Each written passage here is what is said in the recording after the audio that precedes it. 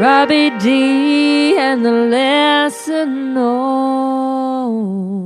Hello, everyone, and welcome back to another episode of Robbie D and the Lesser Knowns. I'm your expert host, Robbie D. Well, what am I an expert of? I'm an expert of bringing you the truth.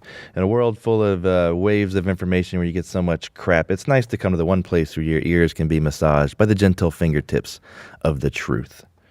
With me, as always, is Northwestern graduate, producer Will. Hello. Will also is never on time, but he's here today, and that's great. Guys, let's take a look at Robbie D and the Lesser Knowns. This is the show that brings you the people that truly make Hollywood work. Hey, I must be talking about those people you see appearing on the late night talk shows, talking about how great their life is and how much money they made on their last film. No, my noble listener, I'm talking about the actors you see appearing on the commercials you hate watching in between the shows you watch. I'm talking about the actors you see across from the big name actors on the show you watch. I'm talking about the actors who will pay for their own plane ticket to New Orleans just to work as a local hire and eventually break even to get the IMDb credit on the shows you watch. Here we take a look inside people's brains that say no to a 9-to-5 job and the financial security that comes with it. And yes, to following their dreams and what it takes to survive in Los Angeles. And guess what? They do it all with a big smile on their face. So, let's take a look at today's lesser known, Kayla Ewell.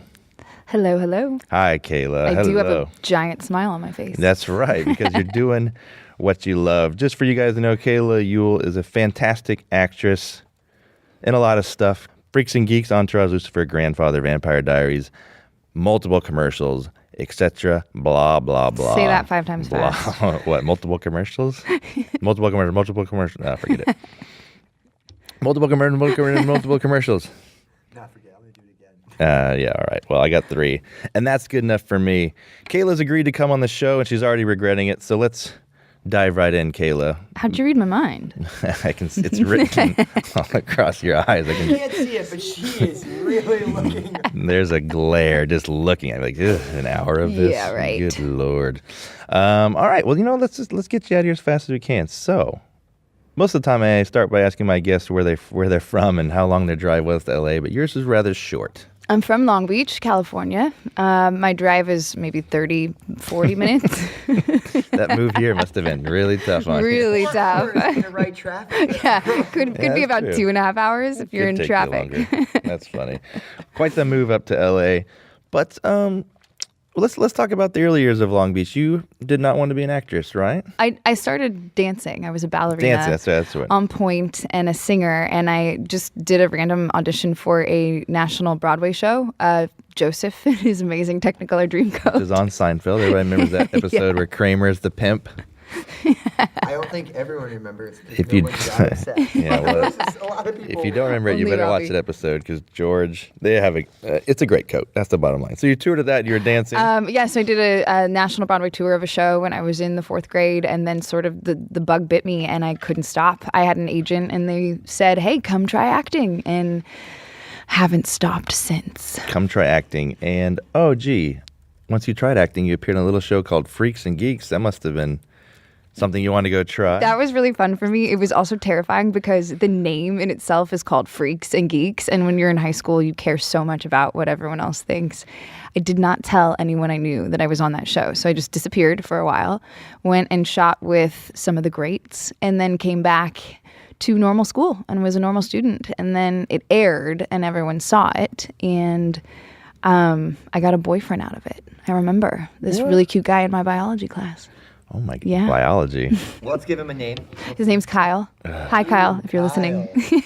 I believe Sounds like he's from Minnesota. No, that's on the list of sissiest names according to George. Oh, no. Kyle, Lance, Bruce.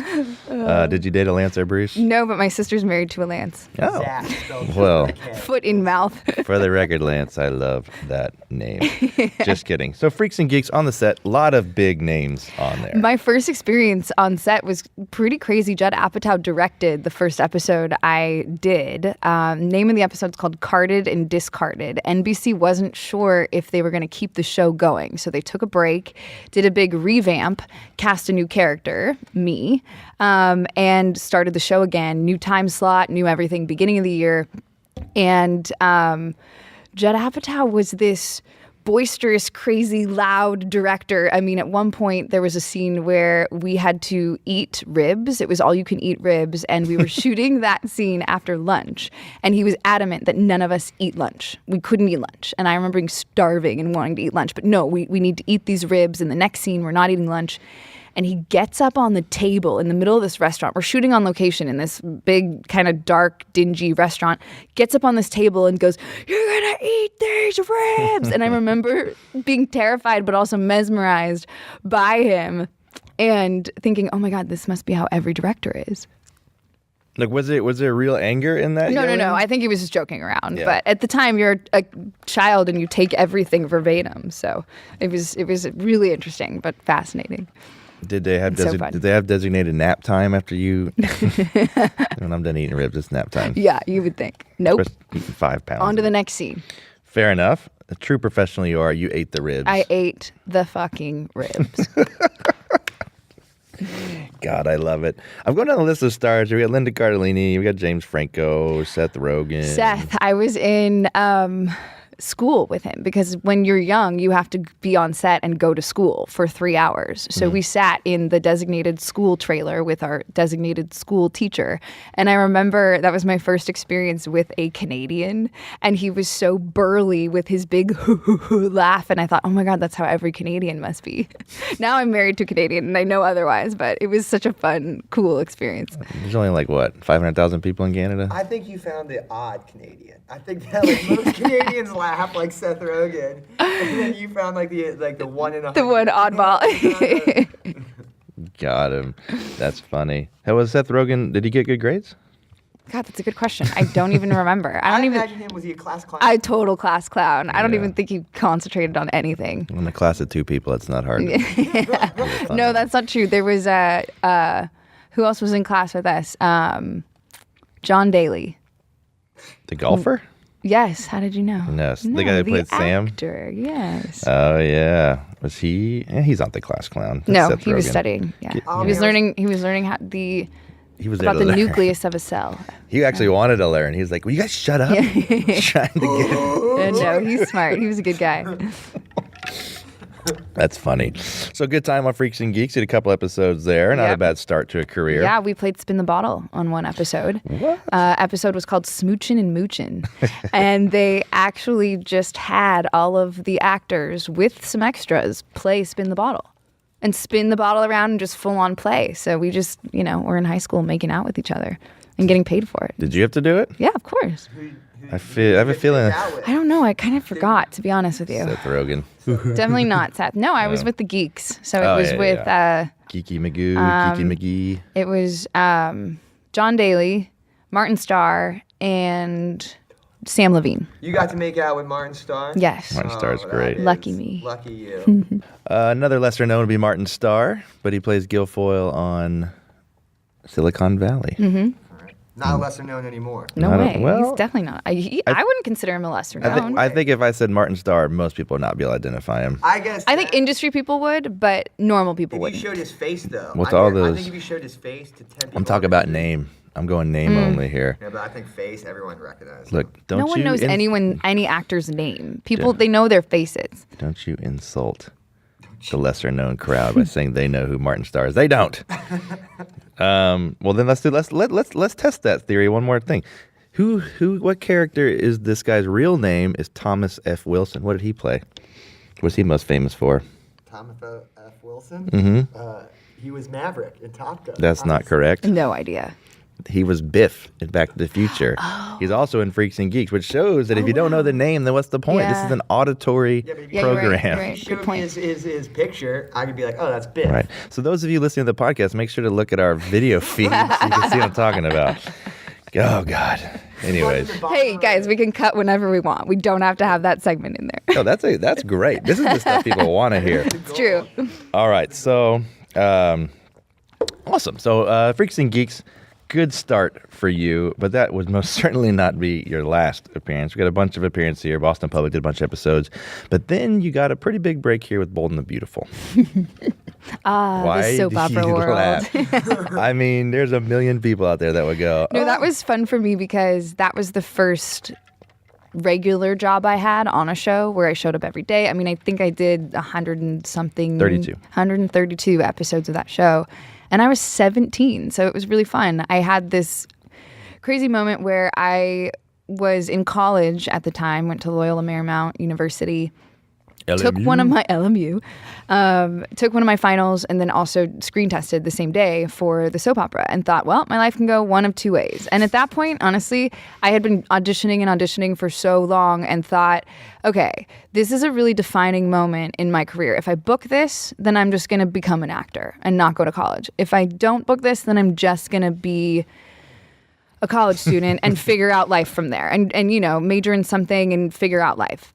But I really wanted to be an actor, so I was hoping I booked the show. But it really was this moment for me of definition. Which direction am I going to go? And I remember booking the soap opera and thinking, well, okay, there we go, here we go. So I packed up all my stuff from the dorm room and never looked back, and did that show and started to have a real, I guess, quote unquote career. But what was interesting about that show was I found myself doing the read that I wanted to do, and then them pushing me for more, and the producers and the director wanting, the soap opera read. So I ended up just kind of learning to give them what they wanted, and then had to retrain myself as an actor afterwards to be more real and go back to sort of the authentic, natural read that I wanted to give. It was interesting. I mean, did you have a contingency plan in case you failed the test and didn't get the show? Yeah, I mean, you can always pan for money or pan for gold, figure it out. In and out hires. In and out? Love in and out. No, that's cool. I mean, that's interesting you say that. Also, I want to make sure it's clear. 132 episodes of a soap opera is not as financially beneficial as 132 episodes on a primetime show. No, definitely not. No. I mean, when you're 17, it's good money compared to your friends who are in college living off eating of, Taco Bell. Eating Taco Bell all the time.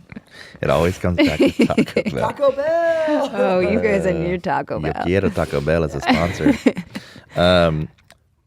Also, 132 episodes of a soap is not the same as 132 episodes of primetime. 132 episodes is filmed over 7 years, whereas this is filmed over how long? Oh my God, you guys, I was on the soap for 2 years and did 132 episodes of this soap opera. Sometimes you do 3 episodes in 2 days. The amount of dialogue that you have is insane. And then you memorize the pages and pages of it. And then a few minutes before you go on, they throw the rewrites under your door.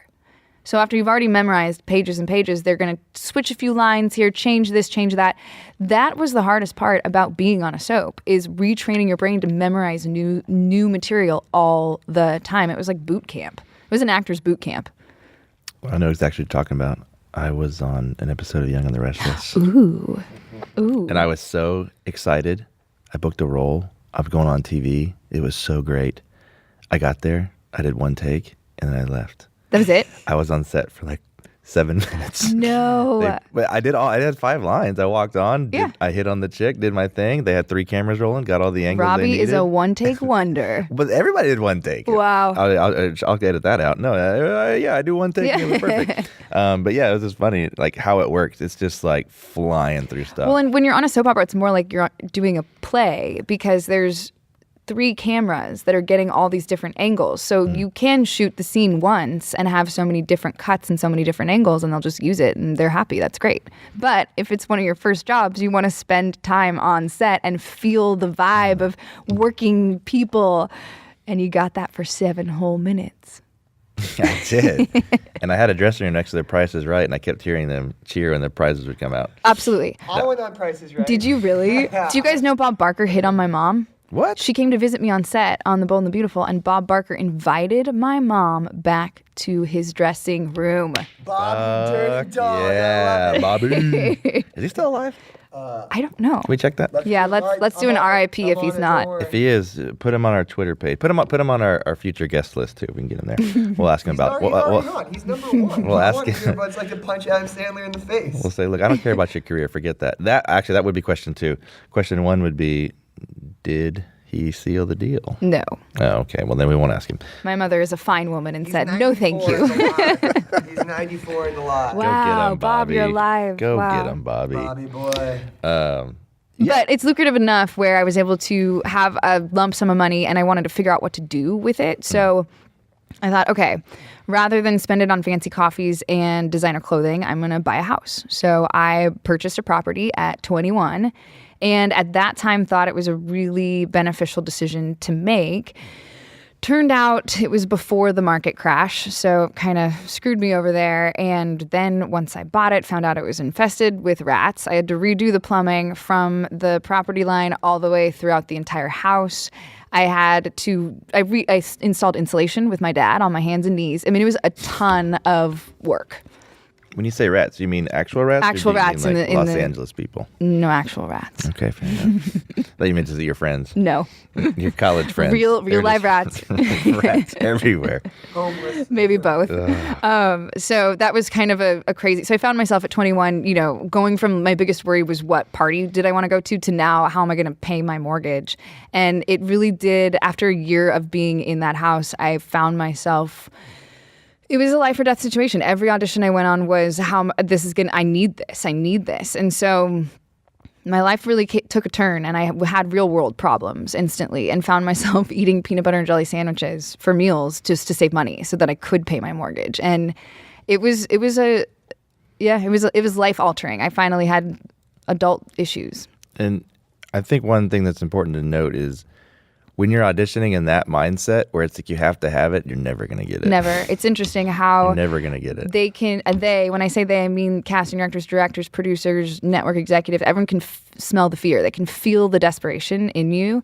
And it's not a good place to be. I really fell into a deep depression and had to climb my way out of it, slowly climb my way out of that. And looking back now, I'm really happy I went through that and at such a young age. But at the time, it was really rough. It was tough. And I think it's a lot of pressure to have as a 21-year-old. Mm-hmm. It's like that mindset, because I think they call it like new LA syndrome, where people are new and they get here and they book a bunch of roles because they're not like in that mindset yet. Yet. It's like getting run down, bogged down, being rejected so many times. Like, oh, I'm new, I'm fresh. And then you can feel that energy in the room. It's true, yeah. And they book a bunch of stuff. And then 5 years later, they're living in a ditch. But they start out...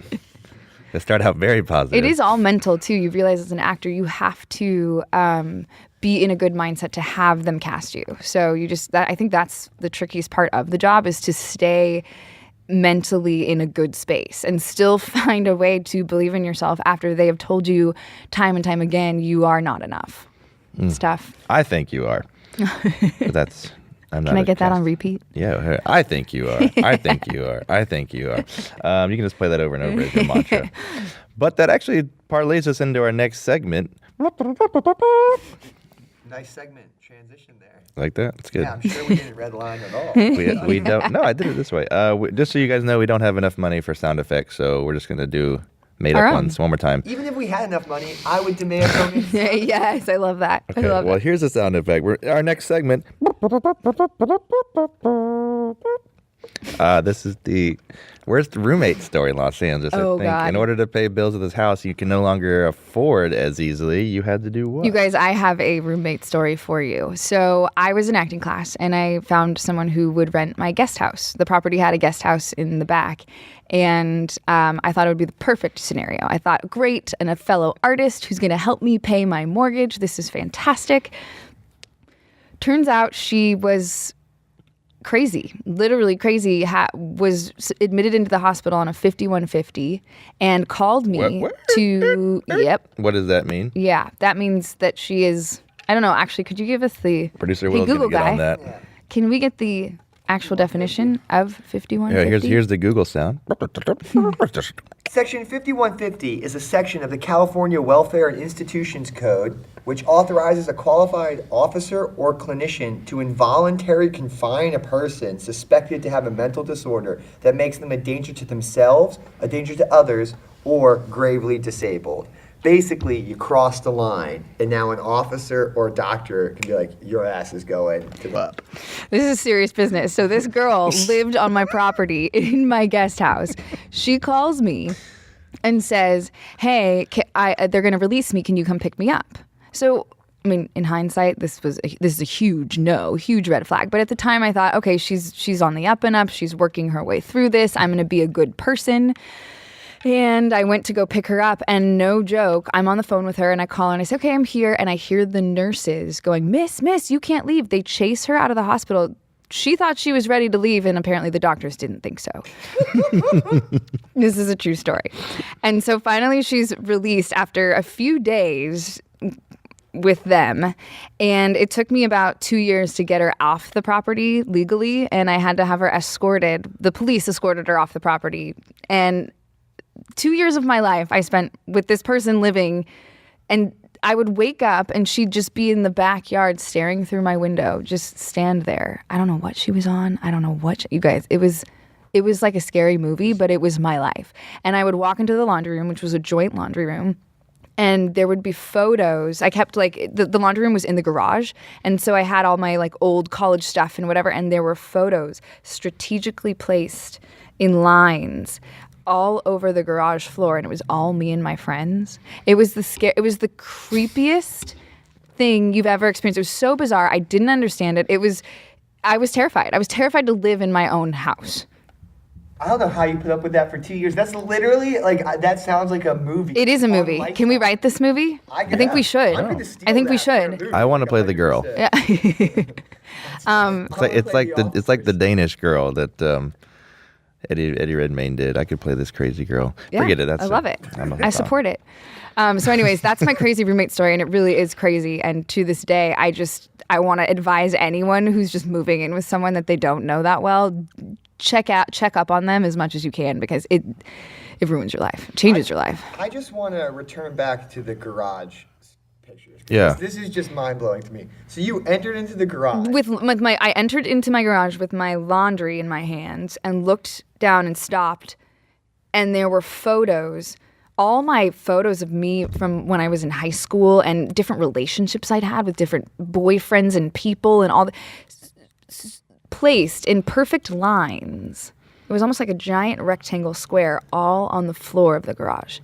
Like gridded by relationship? It wasn't in chronological order or anything. It was just strategically placed perfectly. What am I trying to say? OCD. OCD. Yeah. She had said it was perfectly placed to the point where it felt like someone had spent hours placing these photos. Do you think she was standing right behind you? Oh God! In the movie version, yes. It was terrifying. I just don't know why you have so many pictures of your ex-boyfriends. You can just get rid of those. That's a whole other I podcast. assume every girl burns We get out of there. trash can. No, I'm this weird person where I've actually been able to maintain some sort of a friendship or good, positive relationship with people I've dated before. I mean, Get it out of here. so much. I mean, I don't know. I don't hate them. You can't drive forwards when you're looking in your rearview mirror, Kayla. Don't forget that, all right? You can. It's not safe. Is that a magnet on your fridge? It's my tattoo on my buttocks. Tramp stamp. I have to, ironically, I have to look backwards to look at it, but that's okay. No, that's not a joke. I really have one. Great. So we're on to that. But do you still have the house? I do. I still have the house. You live in it? No. I live in an apartment because I live in a part of town that I really want to live in. The house is in the valley, which is not necessarily where I want gross. to live. But I do rent it out to a family who the dad works at Warner Brothers, and the house is right by Warner Brothers. So See, that's what it's you perfect. And they love it there. They're from Texas, and the house is very southern with a big front porch and a porch swing. And it's a really cute little property. Ooh, Robbie is showing me his Texas boots. You said Texas. Wow. It makes me They excited. Those under are my some nose. smoking boots. They have a Texas a odor. stench. Yeah, I like those people, no matter who they are, even if they don't pay your rent. I like them. No, it's actually a great situation. I'm so happy I have the house now. It's actually a good way to have income come in. They pay my mortgage. I make money on it every month now, but it was quite the ordeal to go through. All right, last question about the roommate. Yes. Did she pay by the first of the month every month? This is the weird part. Her dad was a massive lawyer in New York and sent the rent check on the 1st every month. Every month. Oh my God. Well, of course he did. Like, if Right. you had one failure, it's like your ass is gone. Oh God. He didn't want her coming back. That's what it was. Yeah. He's like, you stay out there. But as a homeowner, it was perfect. Yeah. That is nice. After The Bold and Beautiful, I booked the OC, which was really fun for me. That was the first time I'd been on a show as a fan. I loved that show so much. My friends and I watched that show religiously. And so even just getting the sides to audition for that show was such a huge deal for me. And I remember wanting it so badly and leaving the producer session afterwards and not wanting to drive away because I wanted it so badly. And just thinking, is there anything else I can do to get this job? And driving away and thinking I didn't do well in the room and it didn't go well. And as most actors know, usually when you feel like you don't do well, that's when you book the job. And then when you leave and you're like, nailed it, you never get it. So it ended up going my way. And I just remember getting that call and being so excited. And I was living with a bunch of friends at the time, and we went out and celebrated and went to dinner and did this whole thing, and it was so much fun. It was cool. And you did how many episodes? You did. I only did 3 episodes of. Don't say that. You did 3 episodes. I did 3 episodes of the OC, and in one of the episodes, there's another actor. His name is Cam Gigande. I think his character name was hot. Volchek, something like that. For those of you, Cam's also an actor in Twilight, all the Twilight movies. He's done a ton of stuff. So, and he's very easy on the eyes, very handsome. And we had a makeout scene where our characters are in bed, and our cue to stop making out is when Misha Barton opens the door. So I'm in, a bra and jeans, and he has his shirt off and he's in jeans, but his jeans are unbuttoned, and it's very risque. But for those of you who aren't actors who are listening to this, when you have a makeout scene, there's 80 people around you, so it's not necessarily like sexy. It's more just choreographed, and you're like, okay, then my hand goes here, now we do this. So Cam and I on action, boom, making out in bed, making out. Listening for the door. I still don't hear the door. Okay, we keep making out.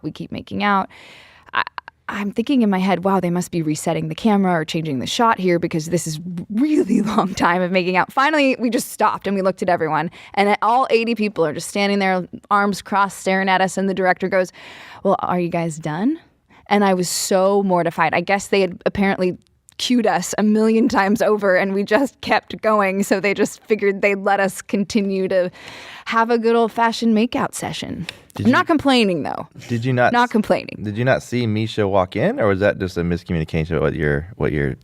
Do you make out with your eyes open, Yeah, Robbie? in a passionate embrace. Have you Googled? I make out with my eyes closed. But I want you to know I have an extraordinary sense of hearing. I can hear anything. I would hear a door open. I'd hear Misha going, I want to make out with Cam. That's what I would have heard. I get full eyes open until I get eye contact. That's so funny. But that was one of my first. I was really excited to make out with them, and then just mortified at the end of the day. Just wow. And Cam actually played Kevin Volchek. Kevin Volchek.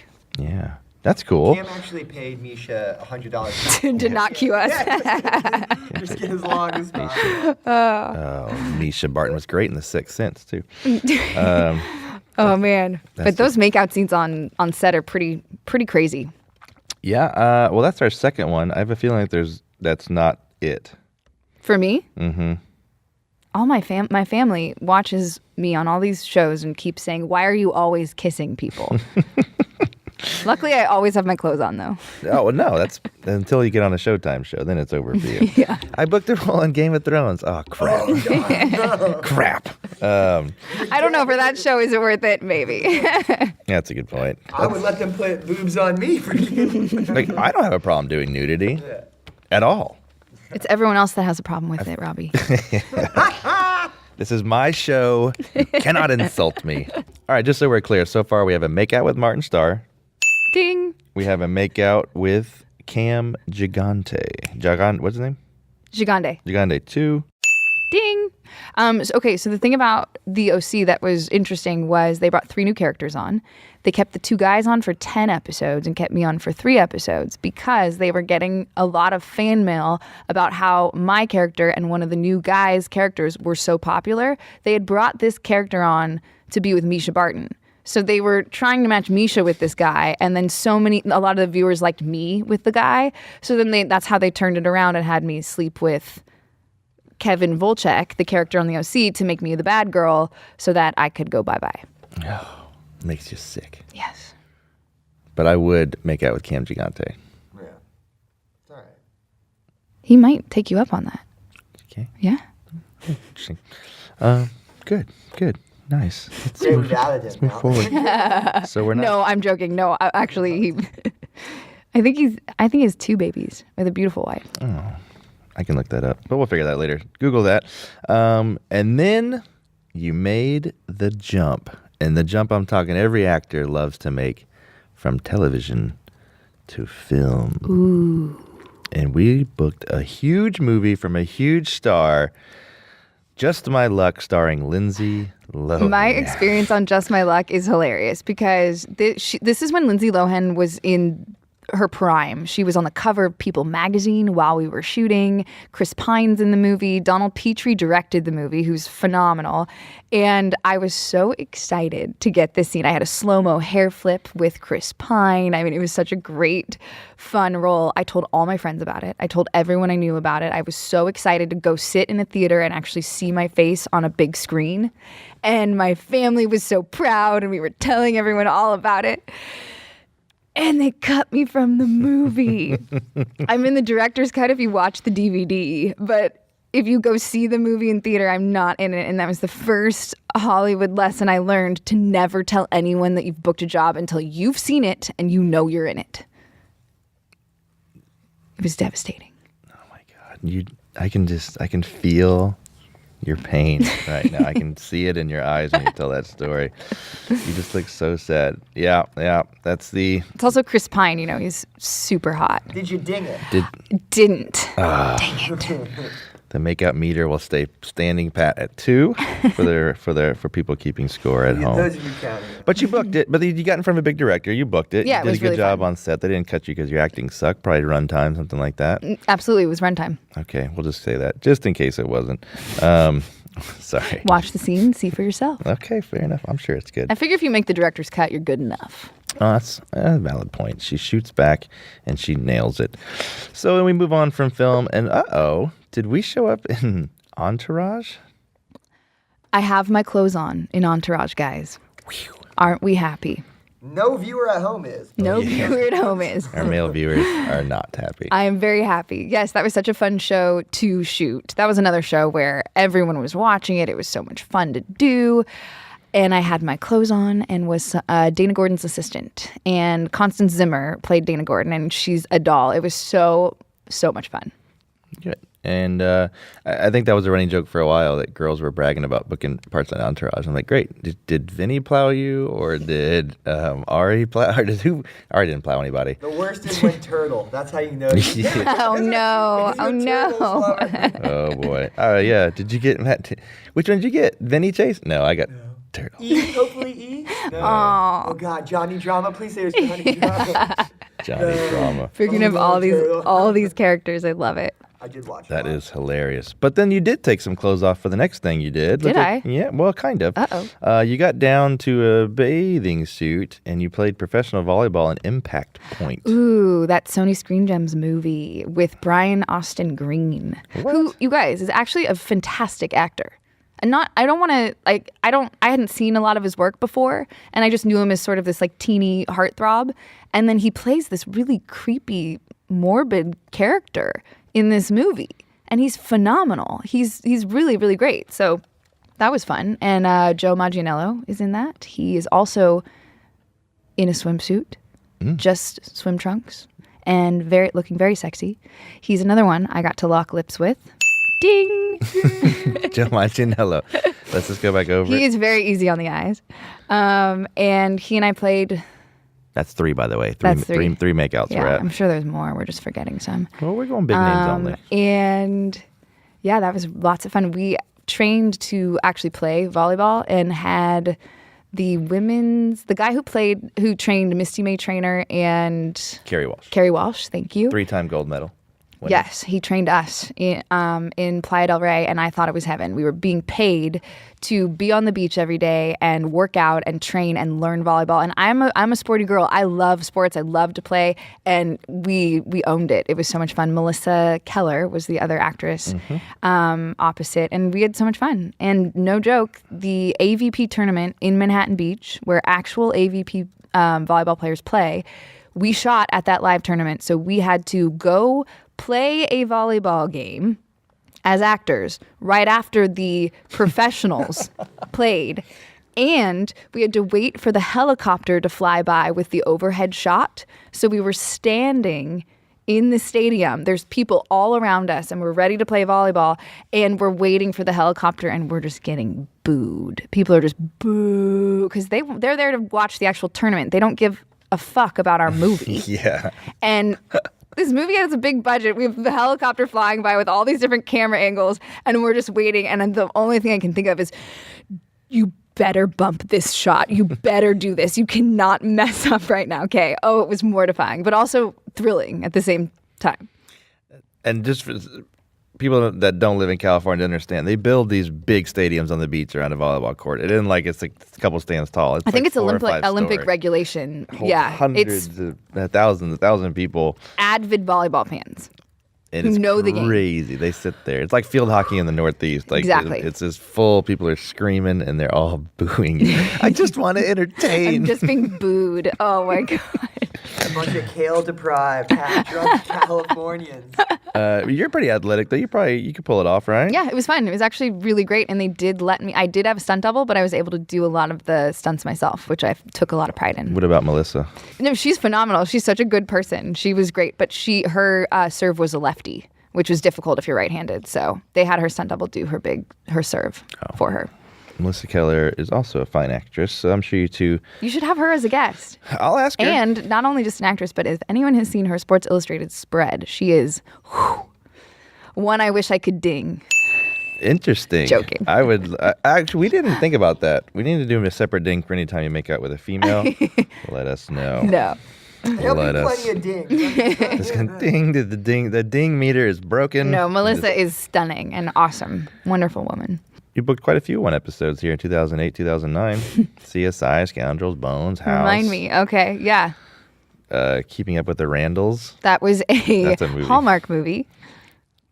Lots of fun. I'm sure it was great. Yes, no negativity. Franklin and... Well, we're getting too far ahead of ourselves. Before we get there, you were in one of my favorite movies to watch, Fired Up. So Will Gluck directed this movie, and he has such a sense of humor. I have one line in Fired Up, and it's the highlight of my career. No, it was hilarious because my wonderful team, fought really hard for me to get a name on IMDb. And Will, in all his glory, decides I have one of the smallest roles that he's going to give a name to, so why not give me the longest name? So what's my character's name, Robbie? Margaret Jane Linsworth Callaghan. Ta-da. It's amazing. I love it. I love his humor. Was your line as long as your name? Or no? I don't even remember what my line was. Was your line? Hopefully it was longer than that. Get fired up. But our shooting signs were FU. Just FU. That seems to be the poster for the movie. Yep. FU. Real big. That's right. But there were a lot of big stars in this. A lot of more lesser known people, like I like to say. We got John Michael Higgins. Don't know that name. I'm just going to say some names and you don't know who they are. So how about we just move on? Or maybe you do. This movie broke me, though, because it was the first time I realized that actors do not portray real-life ages. Yeah. The characters on screen. I played high school for 10 years. Yeah, see? I played high school in Freaks and Geeks and high school in the Vampire Diaries. There's a 10-year span in between those two. That is amazing. Ooh. I think, most of the cast of Glee was like 31. And I'm like, and then we right around the corner from this recording studio, there's a high school, and we see him walking by after school's out, and I'm just like, ugh. They're young. They're so young. It's not bad. It's just like you don't look like Matthew Morgan.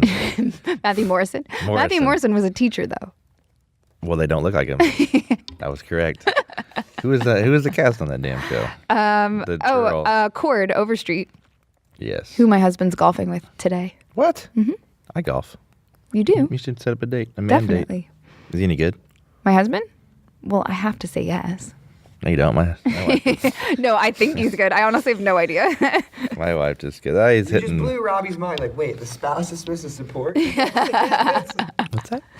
No. All the men in my family golf, so it's a thing. Well, we're going to talk about that later. For those of you that don't know, Robbie makes his own cold brew at home, and he is bouncing off of his own homemade cold brew. I think his biggest problem is that he can't keep spinning his hat around. The headphones are limiting it. The question is, am I really bouncing? Because No. I'll stop drinking. No. I feel I love great. it. I love Just it. for the record, I It's feel fantastic. fantastic. Good. I'm not going to say that you should stop, but I would describe you as bouncing a little bit. I'm not saying to stop. I think you should. Well, because I'm excited because we have such a fantastic guest. No, Yeah, I'm right. having a fun ass time. Like I'm not saying to stop. Usually I'm here with you and I hate it. But now I'm here with a very beautiful, talented guest, and I feed off that energy. I give him shit for energy. It's the cold brew. It's cool. It's the delicious cold brew. We also don't have a sponsor, so Pete's, Starbucks, Dunkin' Donuts, someone step up. We'll get you in here. We'll get all of our listeners drinking your... We'll even take coffee bean and tea leaf. Taco Bell, you want to make a coffee? McCafe. Taco. Yeah, it'd be McDiarrhea if Robbie Taco has Bell made yelled it. at me about how good McCafe coffee is. I like McCafe. It is good. No, it is good. I think it's good. I never said it wasn't good, but Robbie was here trying to be like, you should buy the McCafe coffee. Oh, we're like fancy and walk to like the corner store. We have this awesome coffee shop right on the corner, and they brew the beans there. And then they've maybe been, I don't know, is it called brewed? No, what do you do? They like cook the beans, I guess, there, and we take the whole beans home and grind them there. We have fancy coffees at our house. Remember that whole bit you said earlier about, not drinking fancy coffee to pay your... That was 10 years ago. Oh, damn. I'm joking. I'm joking. Take that, you stupid No, it's host. cheaper, you guys, to buy your beans and make your coffees at home than it is to buy a coffee every day. Hello. Hence Robbie's cold brew. I don't drink coffee. Cold. You don't drink coffee at all. I have the natural energy and charm. You do. I love it. It always comes back to the cold brew. That's why I'm late, because I'm centering myself. Oh my God. Oh my God. I want to talk about this next credit. It makes me excited. Now I'm nervous. And what also credit are a you? little- I'm like, I'm one. excited. I'm a little I'm on sad pins and needles. that this show doesn't run anymore. It was good. By one of my favorite childhood. When I was a child, he was a star. I can't even. I don't know who you're going to talk about. The John one- Stamos. Yes. Grandfathered. The wonderful show, Grandfathered. Grandfathered. Disney ABC domestic television. Only did 22 episodes, but dang it. I it was loved the premise of this 22 show. bits of goodness. Yes, he was so great in it. So Grandfathered was so much fun because it was the episode right after the pilot. So it was the first episode that they did, and it was the first scene of the first episode, and I got to lock lips with John Stamos. Ding. Ding. It was so much fun, and he is so sexy and awesome in person. And yeah, it's another one of those days where I arrived and thought, gosh, I'm getting paid to do this. Getting paid to make out with John Getting Stamos. paid to make out with John Lori Loughlin Stamos. did it for years. Lucky girl. Yeah. Lucky girl. She's pretty hot, too. I don't think he's exactly pissed off about that casting back in the day. But he still looks good. Have you guys seen him lately? He's going to get married, and he's like stunning still. He's a specimen. I see him every day when I close Do you? my eyes. All that money. I'll keep you. No, but Yes. Grandfathered was a good show. They should have kept that on. I liked it a lot. That was a fun one. That's cool you got to be on that one. All right, Kayla. I want to go back. I want to talk about your most popular show. The Vampire Diaries. The Vampire Diaries. That show was so much fun to do. I made some of the best friends I've ever had in my life who are still my best friends. One was in my wedding. I mean, we're talking like life friends, which was so much fun, but it also made my experience on the show so much more heartbreaking. Who was in your wedding? Candace King, And then Nina Dobrev and I lived together while we were in Atlanta. So I picked up, and once I booked the show, I picked up my whole life and moved to Atlanta, which was so much fun because it was a group of young, inspiring, artistic individuals who were so committed and so excited to be together and be a part of this show that had so much buzz. We really were like a family. And one day I showed up to set for a table read and found out they were killing me off the show. And it was devastating. I was so heartbroken. And 23 at the time, which is a lot to handle at that time in your life, and realized I'd left everything here in Atlanta and had to move back to Los Angeles, back home. And it was just horrible. It was really just one of those experiences that I'm really happy I experienced now. But in the moment, I felt so heartbroken. And to this day, the producers still say that was, it kind of crushed the morale of the show because we were all so close, and then everyone realized they could all just be killed in a heartbeat. And I still don't have a reason as to why they killed me, or I don't know why. I know my character died in the books, so at some point they did have to kill someone. The reason I got was they had to kill one person, and they chose me. And it was tough. So I moved back to LA. Well, I want to highlight that for a second, though, before we move on. Sure. Most people pack up from wherever they are and move to Los Angeles. You were from here, so you never really had that experience. Mm-hmm. But you got the experience when you packed up your whole life, changed everything you were doing to move to Atlanta from Los Angeles. Yeah, it felt like it was finally my turn to experience success because it'd been years and years of, like you said, guest stars and recurrings and one-offs and, a stint on the soap opera. And I just worked so hard to have success. And so it was finally felt like, oh, this is my turn. And so I packed everything up, went to Atlanta, had someone living in my house in LA, and had it all worked out. And then suddenly, with one phone call from the producers, everything changes. And I had to do the big move back home, which was tough. And so the show went on without me and was so successful. I mean, Entertainment Weekly covers, Teen Choice Awards, all this stuff all the time. And I was just no longer a part of it. And it was so hard. And I think the hardest part, too, was being so close with the actors still. They were some of my closest friends. So their day-to-day life is, hearing about this show that I feel so heartbroken about. So it was such a push-pull and a really trying time in my life. But I truly think I'm a better person for going through that and see the industry and from a different perspective and have that life experience under my belt now. But I moved back home to LA, which was hard enough as it is, telling all my friends, yeah, I'm not on the show anymore. They killed me. I'm back to square one, going back into the room, back to auditions. And then a few weeks later, found out my mom had breast cancer, which was just, a complete, it's hard to even talk about, loss of words. My mom is fine. I want to specify she fought it, and she is 100% the biggest warrior and the most amazing woman. But at that time in my life, the silver lining to it was that I was home to take care of her and help her through this time in her life. But I really went from the top of the top to the lowest of lows and fell back into a deep depression and had to climb my way out of that. So I think that's what's hard about being an actor is it's a roller coaster. You are on the top of the roller coaster, and then so quickly you can just be at the bottom again. And you have to have a strong sense of community around you to keep you solid. I think of a chair with 4 legs, and if one leg falls, you can still sit in the chair. So that's sort of what I've tried to have in my life now is people around me and a strong enough sense of family and community that when this happens again, because it happens to all of us all the time, that you are still grounded and still solid no matter what. Because I know so many actors. For every actor that has been on a show, they've tested and been close to and been on hold for hundreds of jobs before that. And it's our job to get close, but man, does it wear you down. It is tough. You have to really love this art. And I think that's what makes it great is that it does get rid of the people who just want to be here to be famous, because it does take such a toll on you that you have to love the art of it to keep doing it.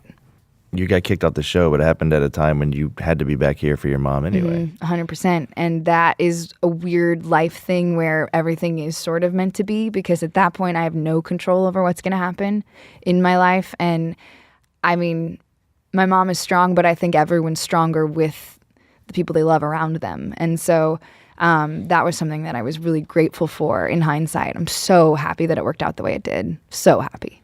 Well, we're happy that you're happy. Thank you. We got so serious, guys. What? It's a serious topic. Yeah, it is. Yeah. Mom's It's the okay. truth. Everything's good. And we can get down to the nitty-gritty questions that everyone at home is dying to know. How many people did you have to make out with on Vampire Diaries? Ooh, that's a good question. Okay, let's see. Stephen McQueen, Michael Trevino, Ian Somerhalder. I think that's it. Yeah.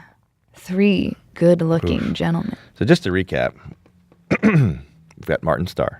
We've got Cam Gidden. Gigande. Yes. Joe Manganiello. Yeah. Ian Somerhalder. And then Steve McQueen. Michael Trevino. Michael Trevino. And John Stamos. I'm trying to think. I feel like there's more. But All right. this is the fun part of the job. Yeah, we got a question for you. Okay. So we're going to throw John Stamos out of this because John Stamos would wreck the whole system. It wouldn't work. It just wouldn't work. So we're going to give you 3. Cam Gigande, Ian Somerhalder, Joe Manganiello. Okay. Fuck, marry, kill.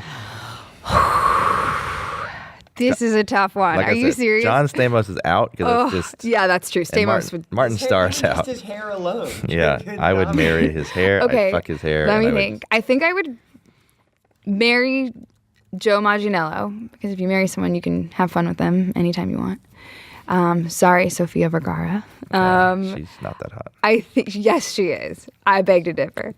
I think I would. Would it help if I went? think I would fuck Cam Gigande, kill Ian. I don't know. Oh God, all the Vampire Diaries fans are gonna kill me for that. What I want to know you, Robbie. What would you Me? choose? I would kill Joe Manganiello. I would fuck Joe Manganiello, and I would marry Joe Manganiello. Can I marry? I would choose to marry my husband. Oh, that's sweet. All right, I'll give a real And you would answer. kill your husband. Some days I would kill my husband. What was that, Will? What do No, you I'll got? replace Sofia Vergara. Marry that handsome man. Plus, little known fact, he's Deathstroke, so he could protect me Oh, in Justice good League. point.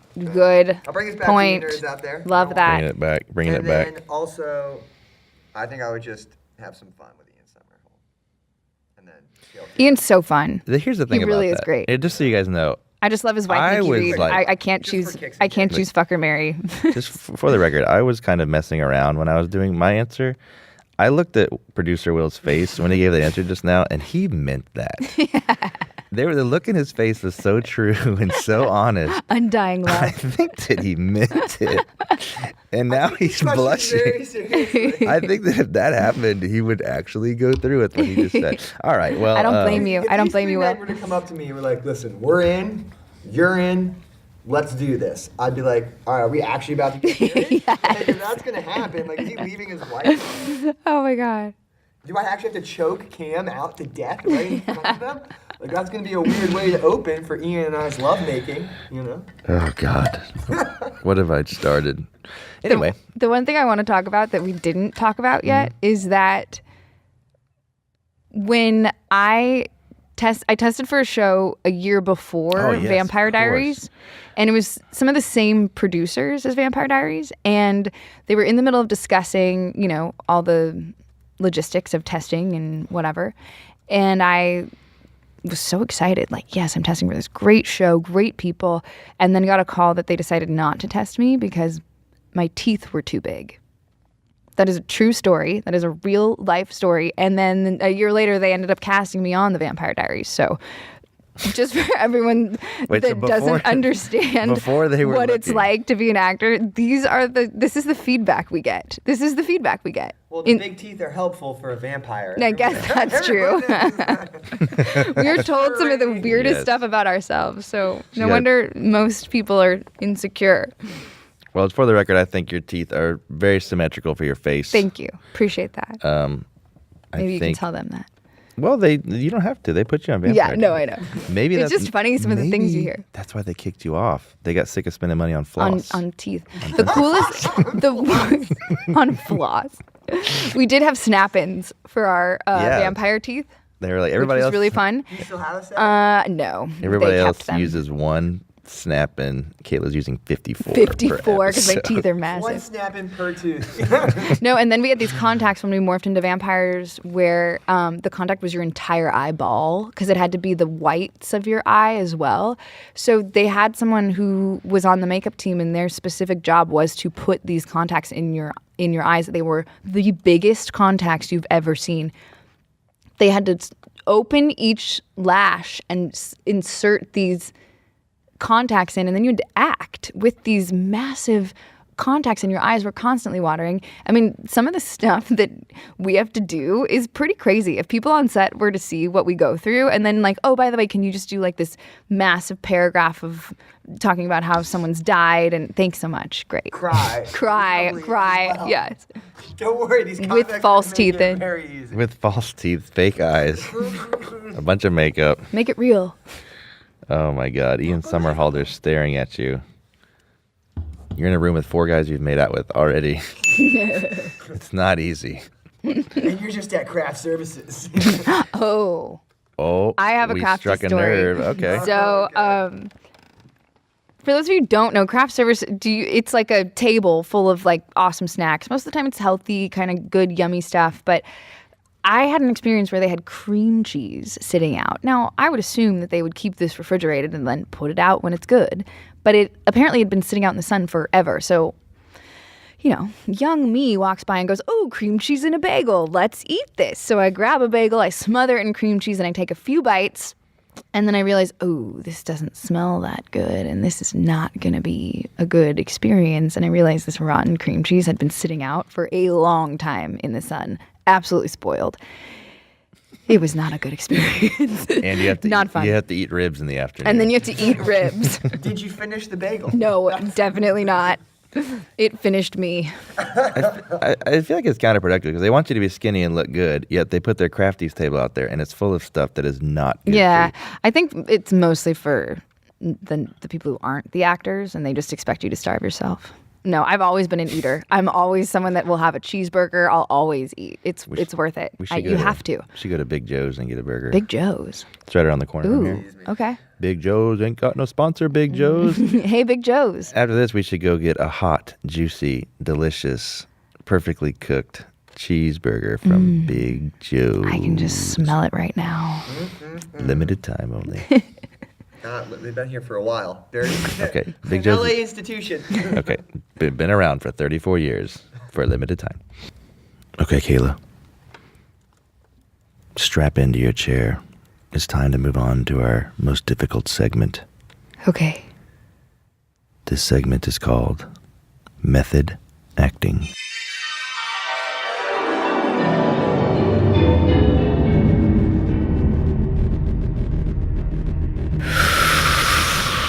For you at home playing along, I give a scenario. Kayla will give her answer as that actor in the scenario. Okay, here we go. You're driving in your car and Hanson's song Bop comes on.